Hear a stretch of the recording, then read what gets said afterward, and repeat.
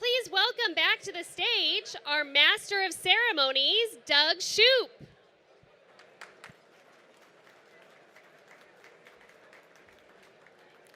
Welcome back, everybody. Thanks for being here this afternoon. We hope you found this morning educational and inspirational. Thank you again to today's titanium sponsor, HNTB, and thank you to our luncheon sponsors, AECOM and HDR. Now, as you can see, we truly have a packed ballroom here this afternoon, so please be patient and take your time. We have a sold-out crowd today, so if you need any help finding an open seat, please look for a Mobility 21 volunteer, and they will be able to assist you. Also, for our guests who have special dietary restrictions, please place your meal ticket on your plate so that our servers may be able to assist you. Before we get started, I would like to welcome the elected officials who have just joined us this afternoon. Please kindly hold your applause until the end. I have quite a few names to read. Will the elected officials please stand when I say your name? David Avila, Mayor Pro Tem, City of Yucaipa. James T. Butts, Mayor, City of Inglewood. Eric Garcetti, Mayor of the City of Los Angeles.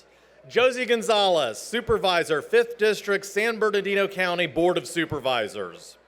Jan Harnick, Council Member, City of Palm Desert. Barbara Delglees, City Council Member, City of Huntington Beach. John Aguilar, Mayor Pro Tem, City of Cathedral City. Fred Minigar, Council Member, City of Laguna Niguel.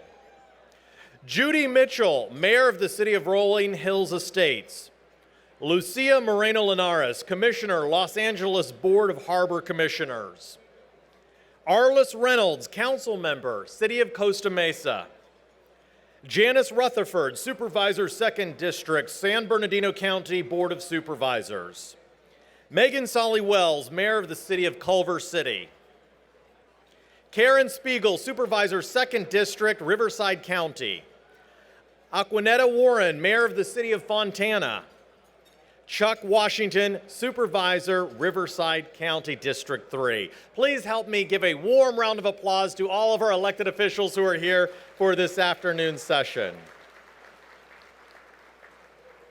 Now, we do have a very exciting luncheon program for you all today featuring Los Angeles Mayor Eric Garcetti, a presentation of our 2019 award winners, followed by our featured keynote speaker, student education advocate, Dr. Robin Avilar-LaSalle of Think Together. But first, I'd like to turn your attention to the screens. Please take a look. What an amazing video. Y'all like that video? Ooh. I love the idea of the 7 kingdoms of Westeros. Matched up against the 7 counties of Mobility 21. That's fantastic. If you are a Game of Thrones fan, you know that the show has a lot of power struggles, political power struggles, giant egos plotting to rule the whole kingdom. So does that sound familiar? Wonderful. The truth is, though, the kingdoms of Southern California all have common goals. We've got a huge region here, as you know, with diverse needs, sometimes competing needs, but unlike the Lannisters and the Starks, if you're a Game of Thrones fan, we work together to form partnerships that improve the whole region. So if we're going with that same Game of Thrones analogy, we know exactly who the dragon is. The dragon strikes fear and anguish in everyone. So in my view, the dragon is gridlock traffic. That's what it is. At the rate of the population growth here in Southern California, we must solve the traffic problem. This is something that keeps me up at night. I was talking to a group not long ago, and I was saying to them, I've been dreaming about this idea of the chance to create a brand new city. Can you imagine that? If we were to create a city from the ground up, what would it look like? How would people get around? How would we prevent traffic congestion? What would the top priorities be?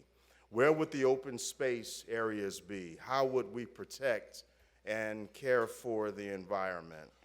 And so we've been thinking about this. We know that one of the top causes of greenhouse gases is transportation. We know that protecting our environment is one of the great challenges of our day, but there is nothing that we cannot accomplish if we have the vision and the commitment to do it. LA Metro is committed to a fully electric bus fleet within the next 10 years. We understand that there should be what I call a carrot and a stick approach. The carrot is building a world-class transit system, which is what we're doing, and a transportation system. We're doing that, but we feel it's not enough to change behavior. We need also a stick, and that stick, in my opinion, is congestion relief pricing. And so we have been talking about this, the idea of using revenue from congestion relief pricing to make transit free for everyone. We do not think that vision is a radical vision. It may sound radical, but we think that we can do that. We think that there's so many benefits with the impact of congestion relief pricing and impacts for free transit on our communities, the impact on affordable housing, clean air, climate change, economic development, and equity.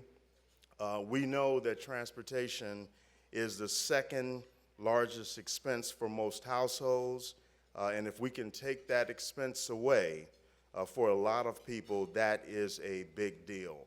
In our board meeting, the LA Metro board meeting just yesterday, we took a big step in studying congestion relief pricing. We awarded 2 contracts for a study that will look to pilot congestion relief pricing in one area of Los Angeles County. Of course, our challenge is convincing that pilot area that they just won the grand prize. And I gotta say that they will have won the grand prize, because there's certain things that we know will occur, or we believe will occur in these pilot areas. Traffic will run smoother, commute times will be reduced, people will get to their jobs quicker, they'll get home to their families quicker, they'll all waste less time sitting in traffic, and then the idea and the possibility of people riding transit for free is something that we see as a possibility. So listen, hey, pray for us. If we survive this and bring congestion relief pricing in the most car-centric region probably in the world, we think that this is a worthy effort. So just like the 7 kingdoms of Westeros, if we can slay this dragon, this congestion dragon, we believe that this will make for a great new region. So with that, let me turn over the Iron Throne to the mayor, the greatest mayor in this country, the House of Garcetti. Please welcome the mayor of Los Angeles, Mayor Eric Garcetti.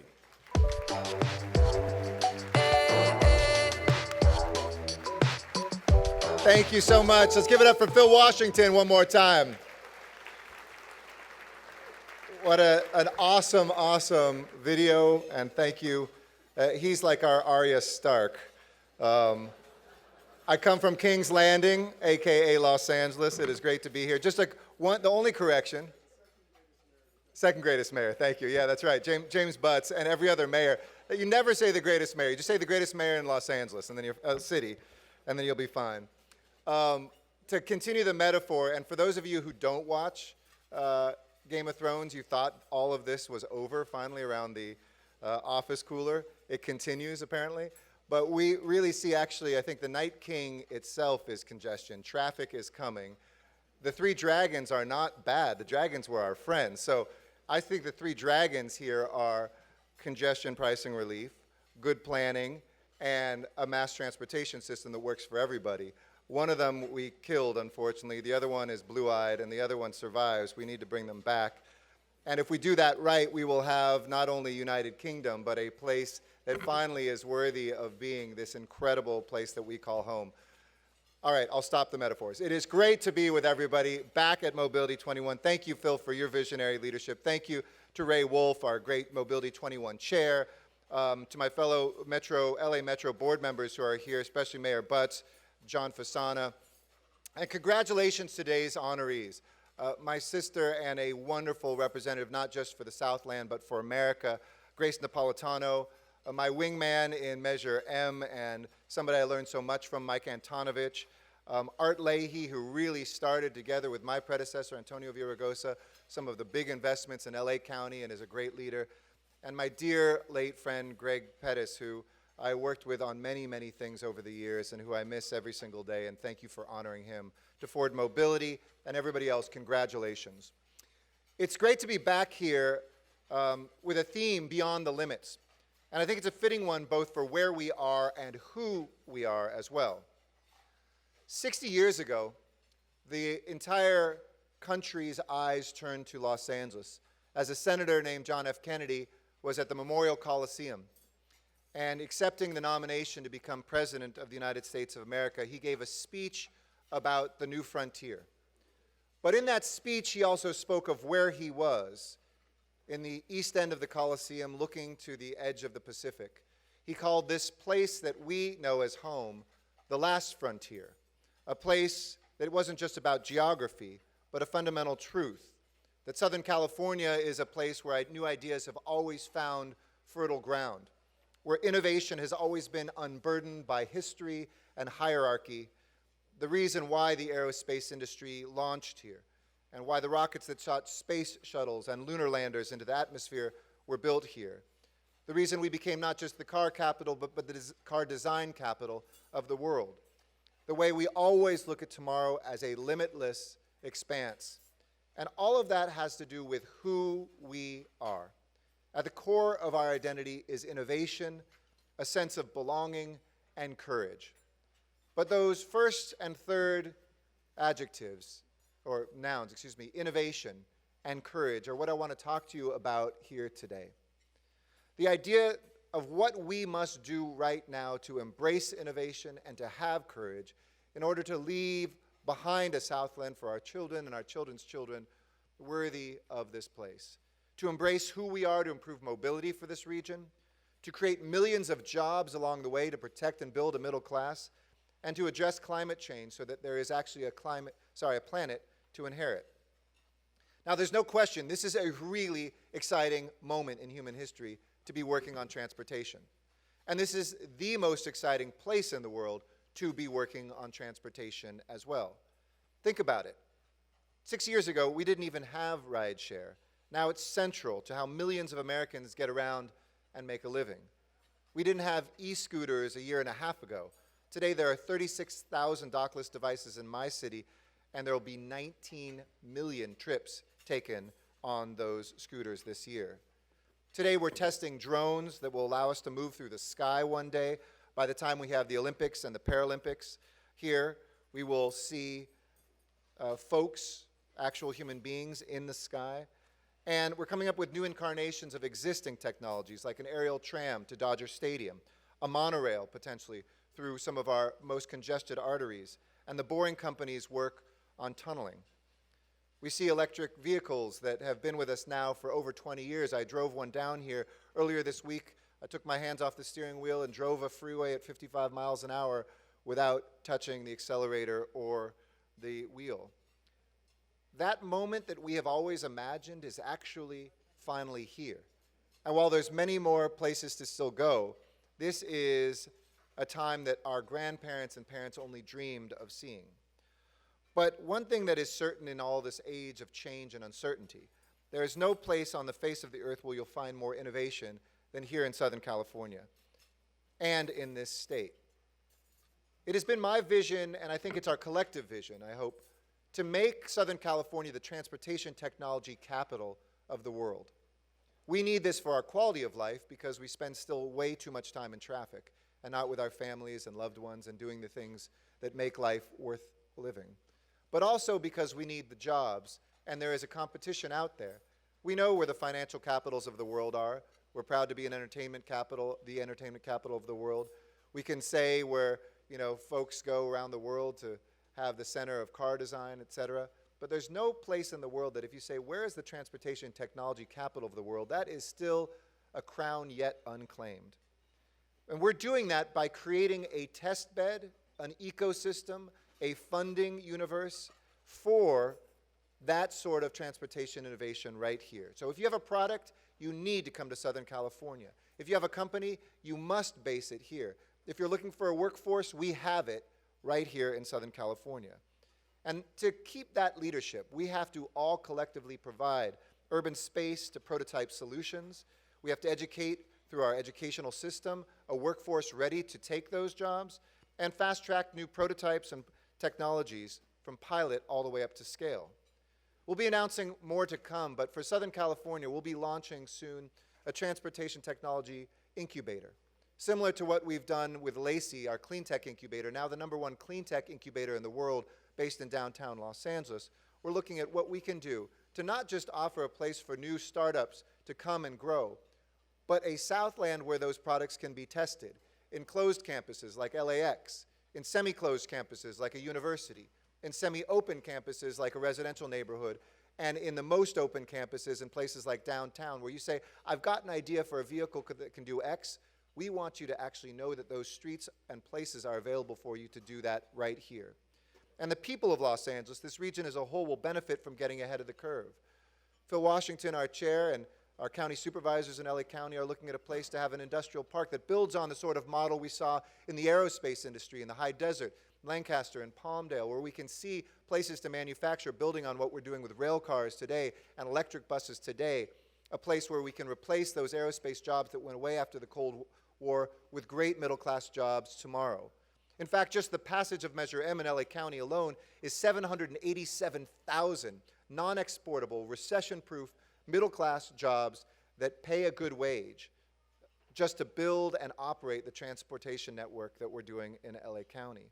We're opening up a school, and Phil just went to Harvard University to win a prize of over 180 competitors for the school that we are opening in LA County to train our youth for transportation careers in high school. And we're targeting some of those kids who are in the worst off schools anywhere in the Southland.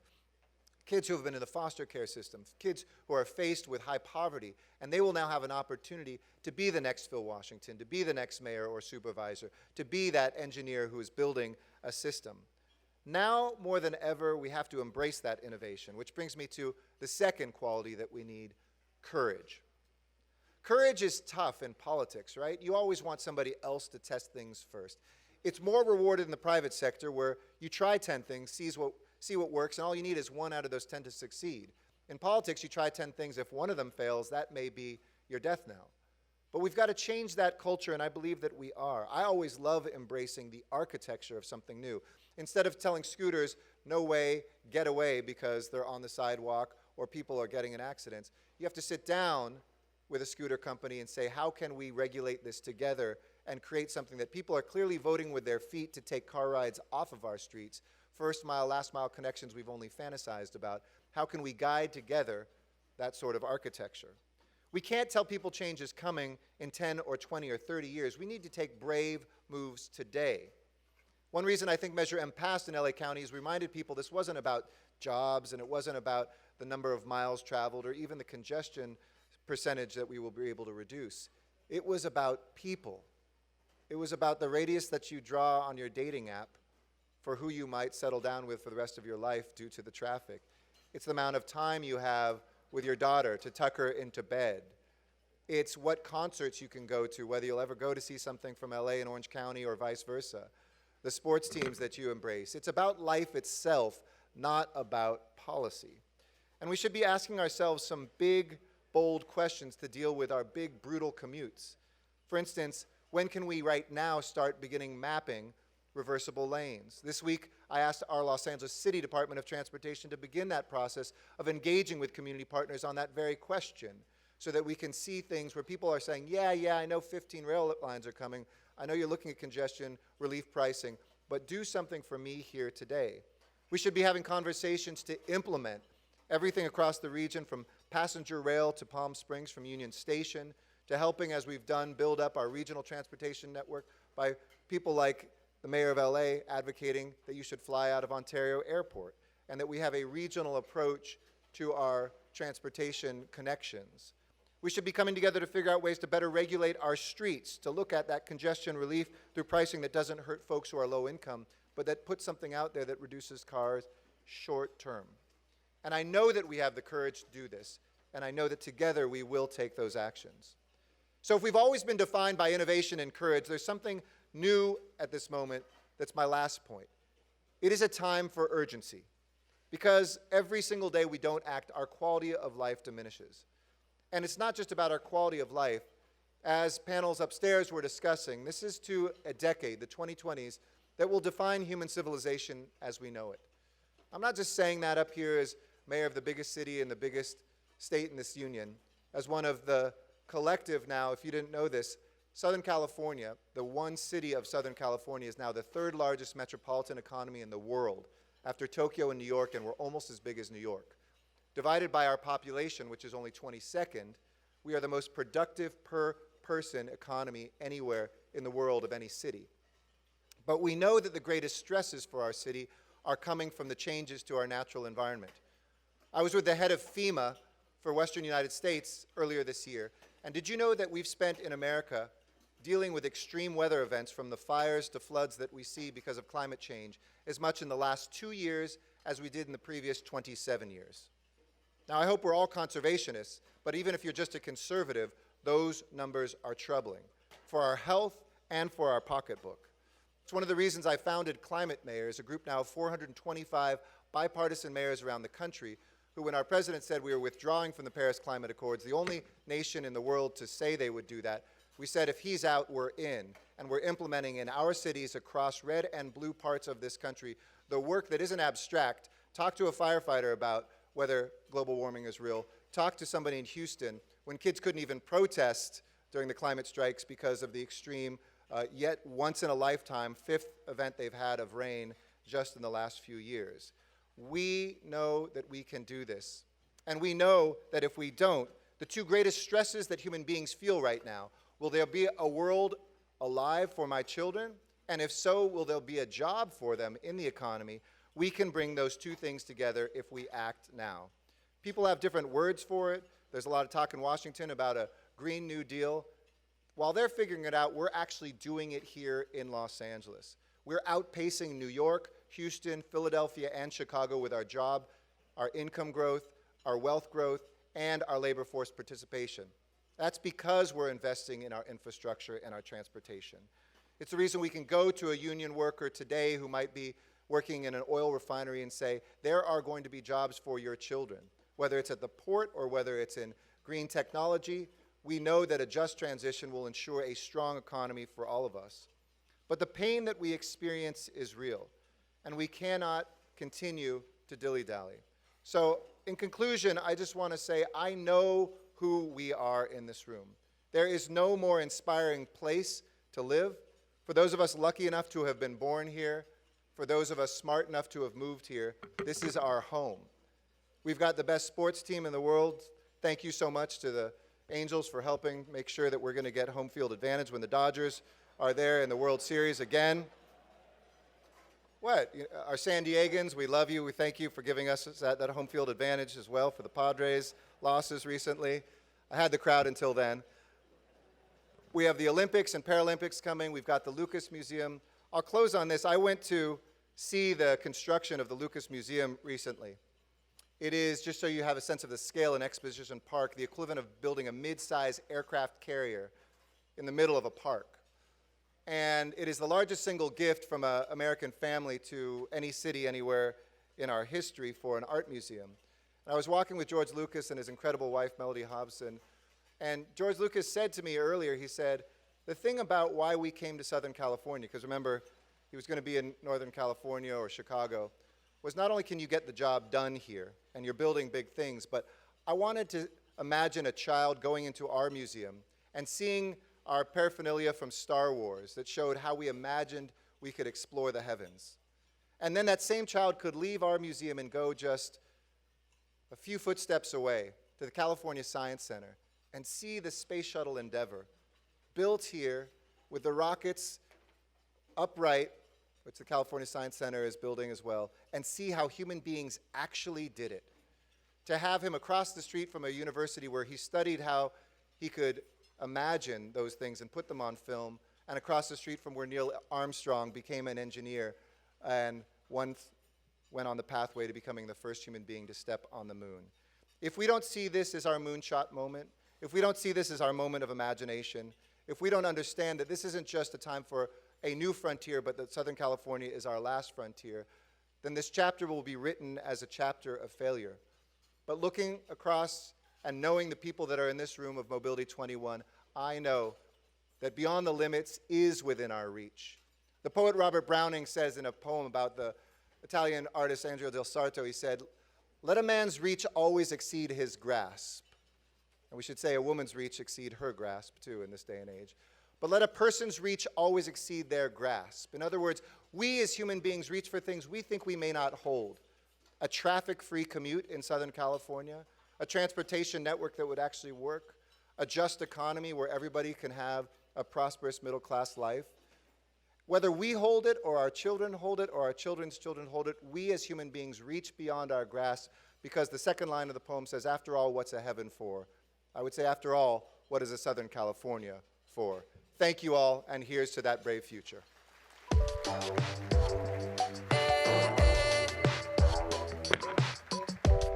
Thank you, Mayor Garcetti, for helping take California beyond the limits and for helping create a safe, world-class transportation system for future generations. Let's give another round of applause for Mayor Eric Garcetti.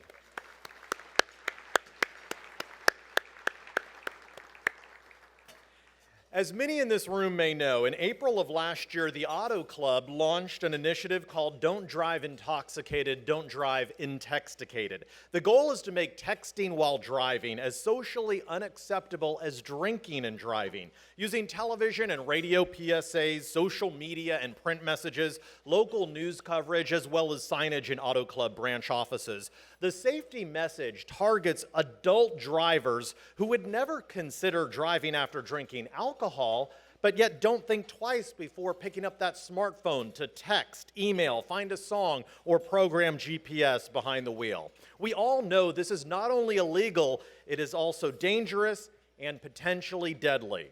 The good news is the message is being heard. A survey of Southern California drivers in the spring found 83% agree that using your smartphone while driving can be as serious as drinking and driving. The bad news, though, is too many people, 1 in 10 according to the Auto Club survey, are still putting safety at risk by regularly driving intoxicated. And even more, 4 in 10 admit to doing so at least once within the last month. That's why the Auto Club is committed to saving lives by now taking this message from the airwaves and the computer screens to the streets. This year, the Auto Club and other AAA clubs across the country are organizing walks to end distracted driving. Let's take a look.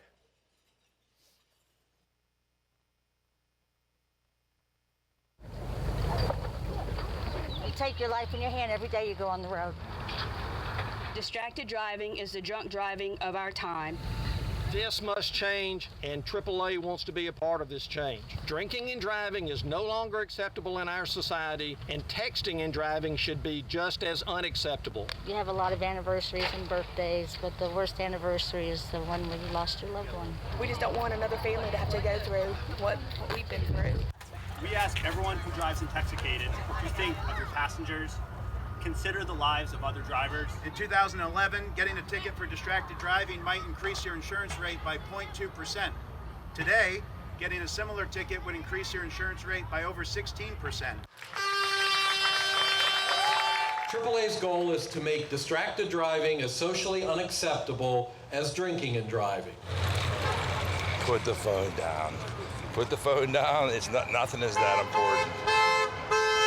We don't want my dad's legacy to be the careless manner in which he died. We want his legacy to be the thousands of lives that are saved. Hopefully somebody will listen, and if it saves one life, it saves one life. Hopefully more. It's really good to see the whole community getting together and really trying to walk for a better cause. What you do behind the wheel also affects your loved ones, not only you. Don't drive intoxicated, don't drive intoxicated. Just be aware of your surroundings and be safe. What I see out here is people swerving in between lanes, not paying attention where they're going, making it unsafe for me. You can lose an entire family in a heartbeat this way, and it's such a small thing to not have to answer your phone or try and text while you're driving. I think that is important, that they take away that their company, their organization is playing a very important role in the safety of the community.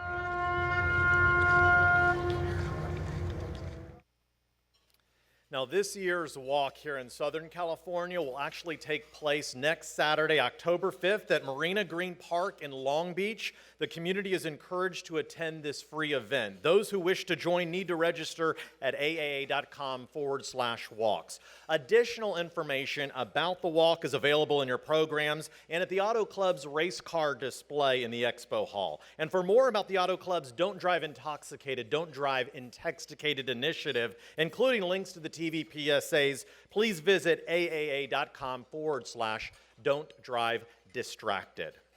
Now, in addition to all of the elected leaders that I announced at the beginning of this luncheon session, we have one more elected official who has joined us this afternoon, Lindsay Horvath, City Council member for the City of West Hollywood. Thank you for being here. And now for our final 2019 awards presentation. Each year, Mobility 21 honors individuals and organizations that have made a significant contribution and impact on our region. Over the past 18 years, Mobility 21 has recognized top industry leaders for their contributions to improve mobility for the businesses and communities of Southern California. The Luncheon Award recognizes 3 incredible Lifetime Achievement Award winners. This afternoon's first Lifetime Achievement Award recipient is a familiar figure to Los Angeles and Southern California. He has shown extraordinary commitment and dedication to the region's transportation and economic development and has transformed the transportation landscape in Los Angeles County. Please join me in watching this video honoring former Los Angeles County Supervisor Michael D. Antonovich. Mobility 21 is proud to recognize the Honorable Michael D. Antonovich with the 2019 Lifetime Achievement Award for his extraordinary commitment and dedication to the region's transportation and economic development. Supervisor Antonovich's 36 years of service to the Los Angeles County Board of Supervisors, 13 years of service to the former Los Angeles County Transportation Commission, LACTC, and 23 years of service to the Board of Directors of the Los Angeles County Metropolitan Transportation Authority, Metro, serve as a testament to his career-long commitment to public service.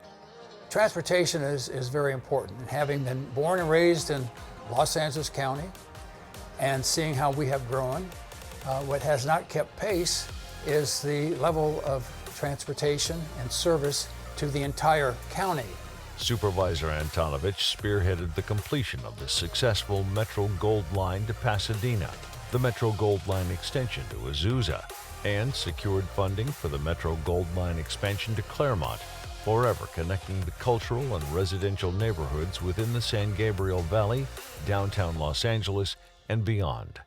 In the future, I would hope we would have elected officials who pay attention to their own communities and have programs working from the bottom up and not have one fat cat determining where all the money is going to go at the expense of the other 87 cities, even though the other 87 cities' tax dollars are paying for those programs. Supervisor Antonovich's vision for sustainability led Metro's transition from diesel buses to establishing a fleet of environmentally friendly compressed natural gas buses, decreasing carbon emissions and improving the air quality of Los Angeles County. The biggest challenge was to bring and, let's say, empower all of our communities. We have 88 cities, but one city had 4 members on the MTA board. The other 87 cities have to share 4 members. And then the 5 members on the Board of Supervisors, many of them were married to the city of Los Angeles, so you didn't have a regional approach to our transit needs. Supervisor Antonovich pioneered the proposed High Desert Corridor, a multi-purpose corridor including highway and rail that could connect the counties of Los Angeles and San Bernardino, improving east-west mobility and preparing the Los Angeles basin for the arrival of high-speed rail.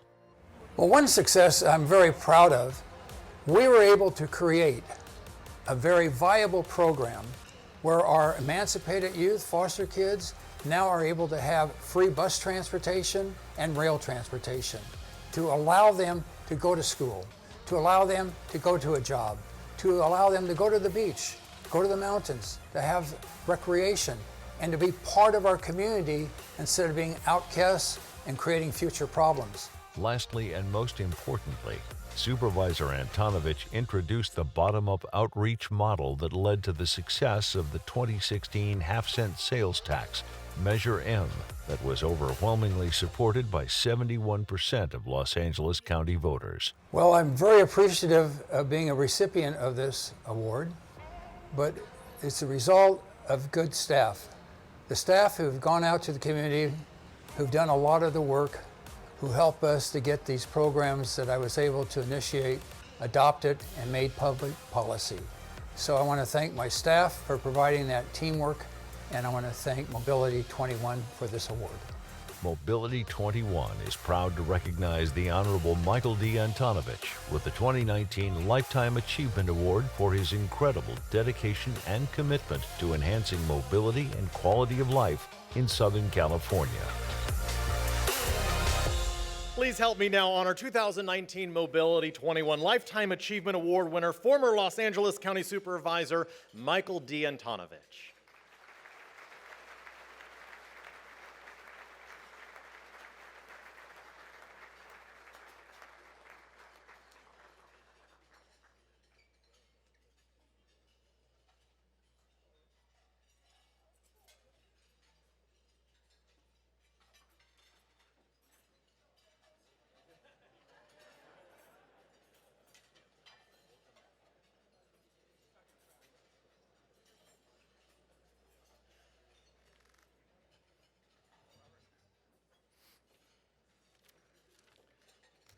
We're going to get another photo in shortly here. Our next Lifetime Achievement Award recipient is truly a Mobility 21 icon. With a 47-year career in transportation, he has led several of the most prominent transportation organizations in our region and nation, including LA Metro, OCTA, and MetroLink. Please take a look as Mobility 21 honors the career and legacy of Arthur T. Leahy. Mobility 21 is proud to recognize Arthur T. Leahy with the 2019 Lifetime Achievement Award for his service and dedication to transportation in Southern California. Art's extraordinary leadership and vision have had an enormous impact on transportation throughout Southern California. Art has been instrumental in bringing together Southern California's transportation agencies to partner on solutions to improve mobility and safety throughout our region. Well, you know, I started off as a bus operator, and later on as I moved up, all of a sudden I realized how important it was to the city of LA, to the county of Los Angeles, and found out how complicated it was and what a challenge it was. And so it was great fun to work with all those challenges and those opportunities. Art started his career in 1971 as a bus operator for the Southern California Rapid Transit District and rose through the ranks to become the organization's chief operations officer. During his 47-year career in transportation, Art became one of the nation's leading transit officials at the helm of numerous agencies. I worked at 4 systems. We all expanded them. Ridership went up. And so, you know, we really contributed to the urban form of Los Angeles and, in fact, Minnesota when I was there in Orange County. So it's hard, it's not easy, but it's fun. So great challenge. What I'm most proud of is the people that I hired to work with me. I hired, going back into the 90s, the most diverse executive staff with women, Hispanics, people of color, even a few white males. But I was really proud that we were able to bring aboard such diverse populations of people to work at the executive level and to go off into the future. During Leahy's tenure as CEO of the Orange County Transportation Authority, the agency saw record ridership increases in both bus and rail transit. The Measure M half-cent sales tax for transportation was overwhelmingly renewed by voters. The 91 express lanes were purchased, paving the way for improvements to the Riverside 91 freeway, and the Garden Grove Freeway SR22 improvement project, Orange County's first design-build freeway project, was completed. Southern California needs to continue to improve its transportation, both on Metrolink and Metro and all the other systems. It's a big city. It's going to continue to grow. It's one of the greatest cities in the world, but we need to have a transportation system that allows people to live here and work successfully. As CEO of LA Metro, Art guided implementation of one of the largest public works programs in United States history and helped secure billions of dollars in federal and state funding to match local transit sales taxes to finance construction of dozens of transit and highway projects.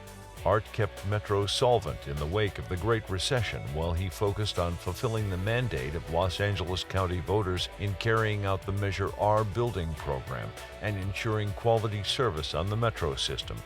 Today, Metro's transit and highway projects and programs eclipse that of any other transportation agency in the nation. As CEO of Metrolink, Art led the agency in completing full implementation of positive train control, deploying Tier 4 clean air locomotives, and receiving the largest grant ever for Metrolink, $875 million for the Southern California Optimized Rail Expansion SCORE program. It's a wonderful acknowledgement of my 48 years in the business. I never imagined when I started I would be in the business this long. When I was an operator for 3 weeks, I thought, I'm going to get out of here. That was 48 years ago. So this is an acknowledgement of all that time and all those accomplishments. So I'm very grateful to Mobility 21 to receive the award. Mobility 21 is proud to recognize Arthur T. Leahy with the 2019 Lifetime Achievement Award for his career of service in advancing mobility in Southern California.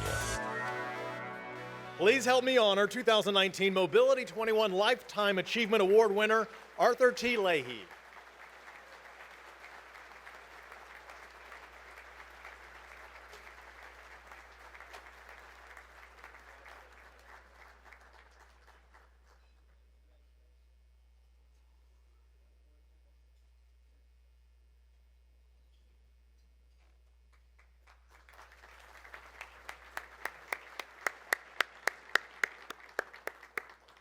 Our final Lifetime Achievement Award recipient goes to a true friend to Southern California. Mobility 21 is proud to honor Gregory Pettis in memoriam for his contributions and legacy to transportation and mobility.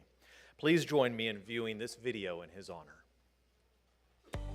Mobility 21 is proud to honor Gregory S. Pettis in memoriam for his legacy and contributions to transportation with the 2019 Lifetime Achievement Award.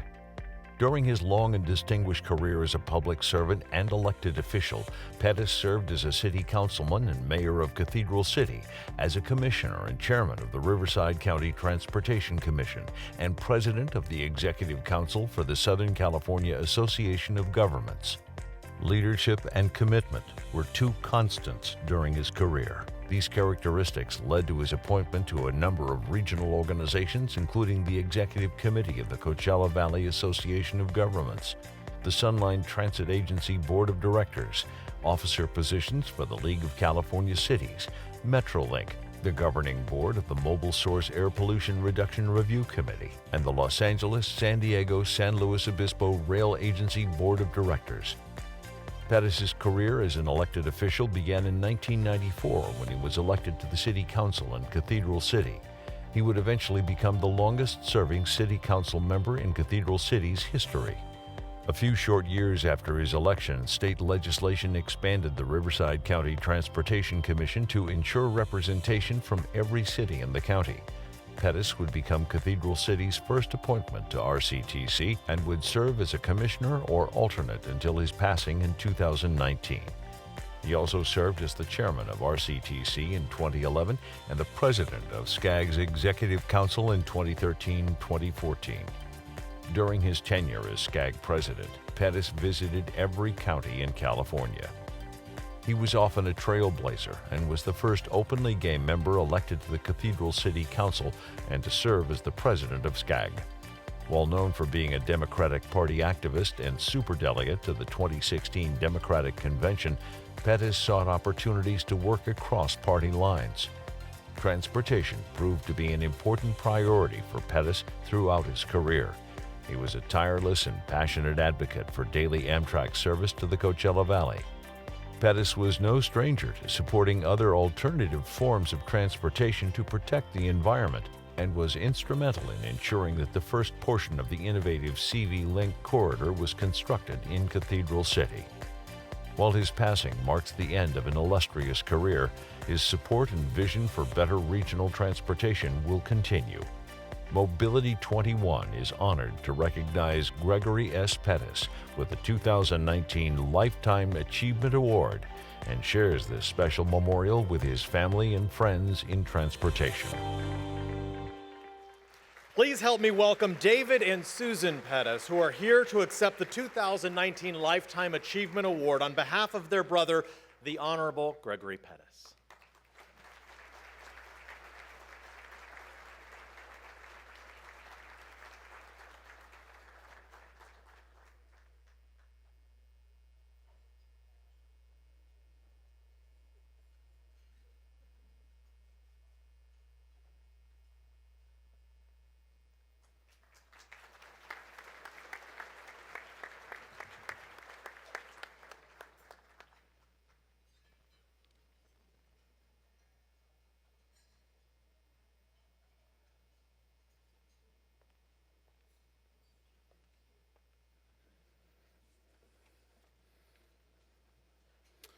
Once again, let's thank all of our incredible Lifetime Achievement Award winners for their service to California. Let's give them another round of applause.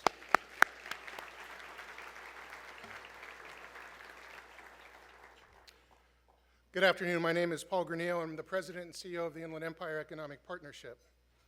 As a Mobility 21 board member, representing the business voices of Riverside and San Bernardino County, I'm proud to let you know that Mobility 21 has been making strides to kick off our workforce development initiative. With incredible partners like Mike Aparicio of Skanska, John Hakel of the Southern California Partnership for Jobs, Mobility 21 has been able to lay the groundwork to effectively bring the region together to speak as one voice on behalf of workforce development for transportation. As the number of open transportation jobs continues to skyrocket, we must look at the beginning, the classroom, where each student brings their education. The public and private sector have a responsibility to utilize Mobility 21 as a clearinghouse and forum to bring together workforce issues and help each of those 5, 6, 15, and 17-year-olds develop into our future engineers, estimators, contractors, and more. Here to talk about the state of education in California is Dr. Robin Avalar LaSalle, principal of Think Together. Think Together is a statewide educational nonprofit that partners with schools to help change the odds for kids through expanding learning programs and after-school resources. Think Together is an integral partner in workforce development and champions educational equity for all students. Take a look at this video.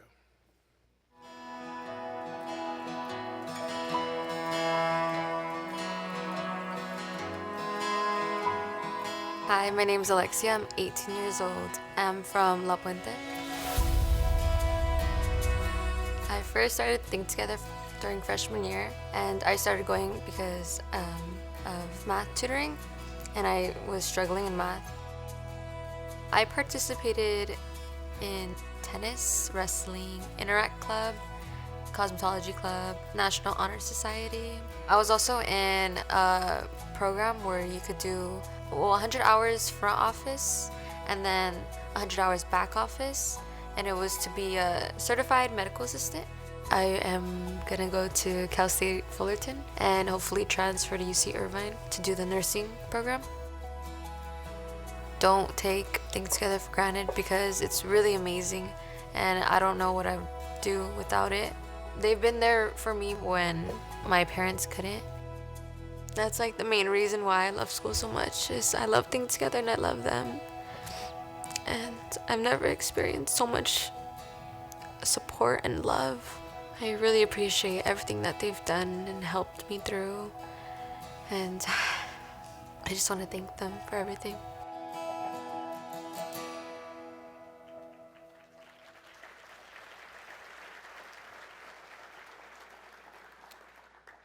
Please help me welcome to the podium Dr. Robin Avilar LaSalle from Think Together.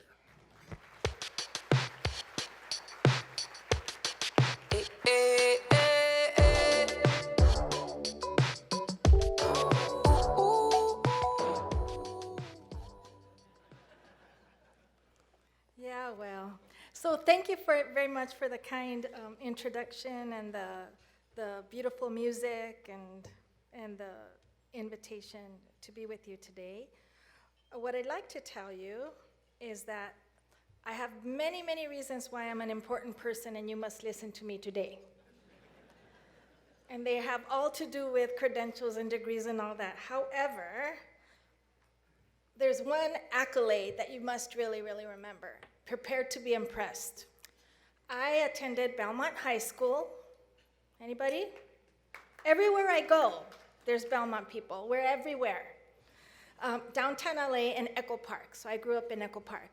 And so standing before you is not the one time, but the two-time Belmont High School Swinging Sweethearts drill team captain.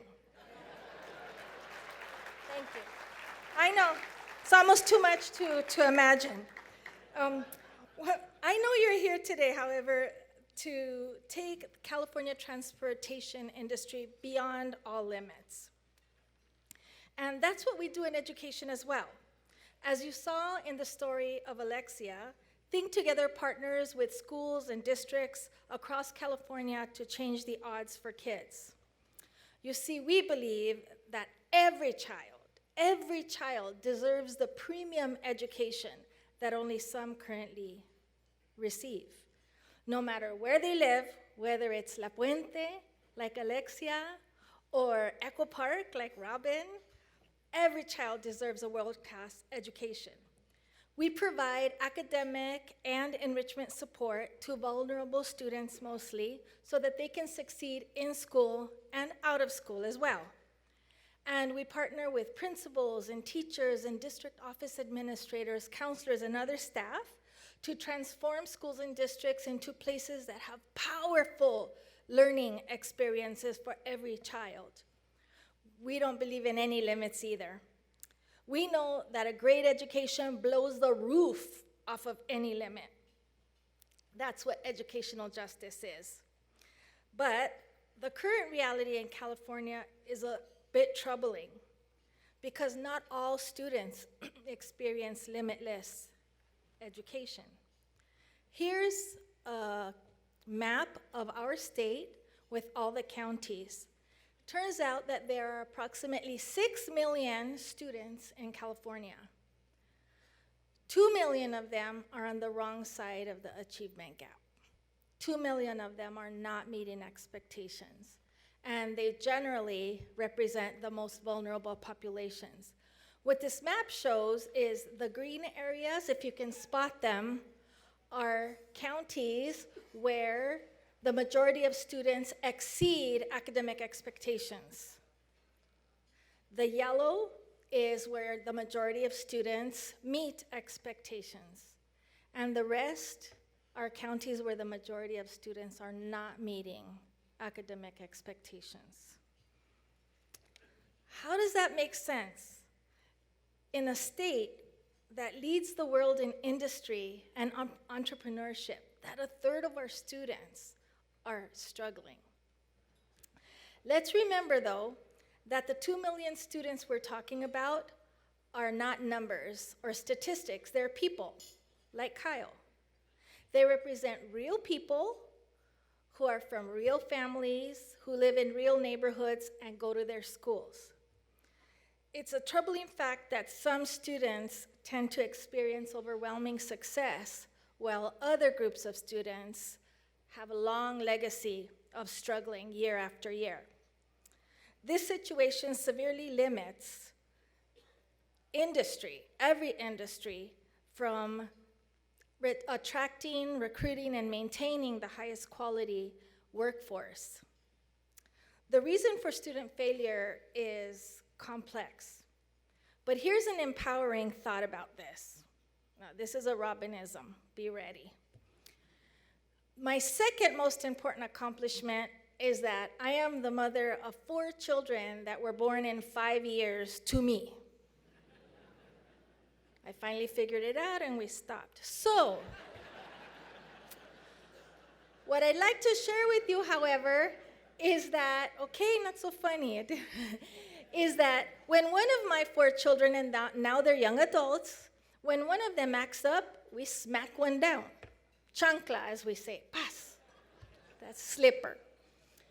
But when all 4 are acting up at the same time, it's not the individual children. You must look at your husband, because it must be a family systems problem. I say that because every system is perfectly designed to get the results it's currently getting. If 4 out of 4 kids are acting up, there's a family system at play. In your industries, all good and all not so good are a result of systems, unless they're anomalies. The same is true for education. So without question, the 2 million struggling students are not a situation where we have 2 million individual students who need a chancla. That's not the case. Instead, it is a systems issue. And you, business folks, more than anybody, understand systems failures, yes? And you understand, however, that if you're good at diagnosing system failures, you can redesign your system and improve your outcome. The only way you continue to get the same outcome is if you don't change the system. Well, we have over 2 decades of working with school systems, and by this time, we really understand them well. Let me give you an example of what can happen if you redesign a school system. This is a district, Linwood Unified. Anybody know Linwood? Yes? A little more enthusiasm for Linwood, please. Thank you. Thank you. Actually, it was a very, very struggling place about 10 or 12 years ago, especially it's right next to Compton. But the district has almost 100% students in poverty, almost 100% minority students, mostly Latino, and a percentage of African American students, and 40% of the kids are learning English. It's got all of the social conditions that are challenging in schools.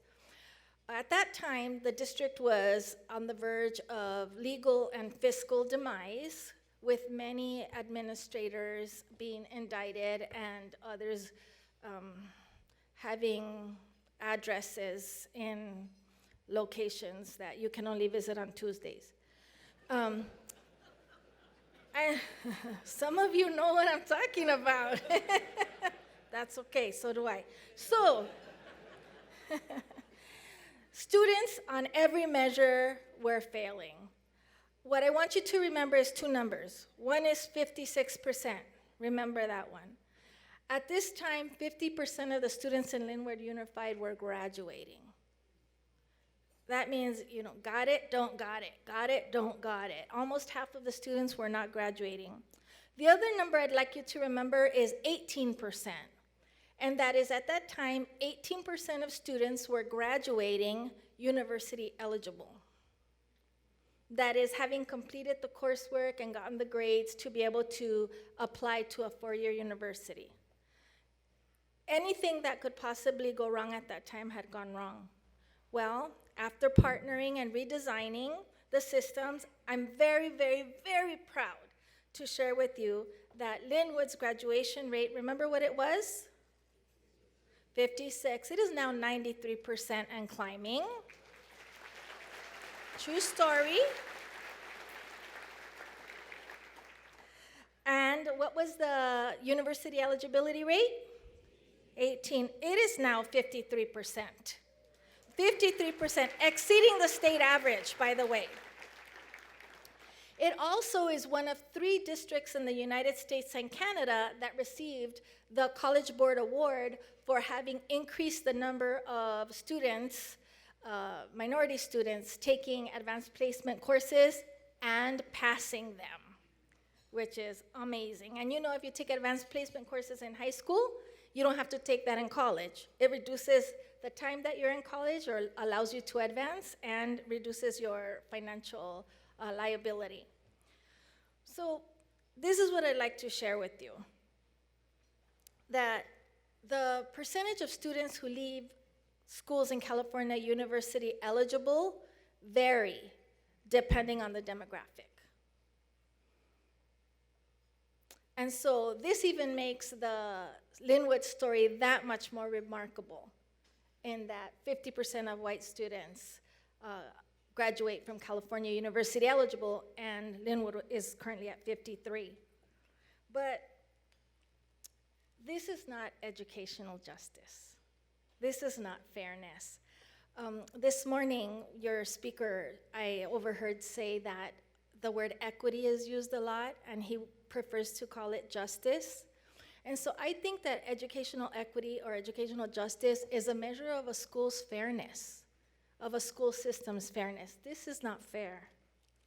So here's what we're gonna do to make sure that you get the highly skilled, highly motivated, highly educated, diverse workforce that you need.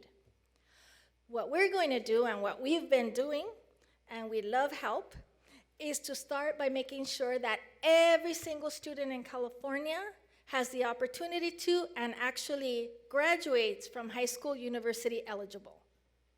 Now, not every student is going to decide to go to university. I have 4 children. 1 didn't. I'm just saying. However, that level of education produces a person who will be the smartest, the most educated, the most skilled person in any endeavor they choose, whatever field. And the goal is absolutely attainable. Linwood is just one of many, many stories. Our vision at Think Together is that every child will have the premium education that only some currently experience, no matter where they live, no matter their demographic, and no matter their circumstance. Demographics need not determine destiny. The fact that you invited me to speak, I'm not so sure about you, but demonstrates that you see a connection between education and your industry, that you have compassion and care for the young people of our state.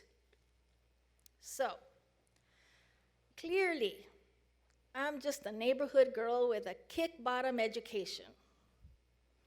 I had the good fortune to end up getting a doctorate from Stanford University from some twist of fate. And what that has afforded me is this. Look at me now. There's 1,300 of you, and you're all looking at me. Take you back to my drill team experience. I can handle big crowds. So now, I'd like to end by asking you to symbolically partner with us to educate the workforce of tomorrow by lifting your glass. Thank you. And from the very, very bottom of my heart, may each of you experience boundless success in your personal and professional lives, and may every Alexia and every Kyle and even every Robin experience the life-changing education that will empower them to join you in making California the most innovative, the most prosperous, the most courageous, and the most compassionate state in the union. Beyond any limit, salud.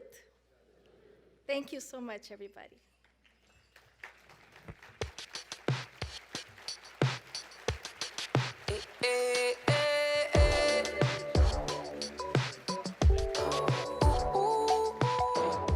Thank you, Dr. Avalar-LaSalle, for shedding light on the urgent state of education in California. As transportation professionals, we have a responsibility to explore these issues and challenges and provide solutions where we can.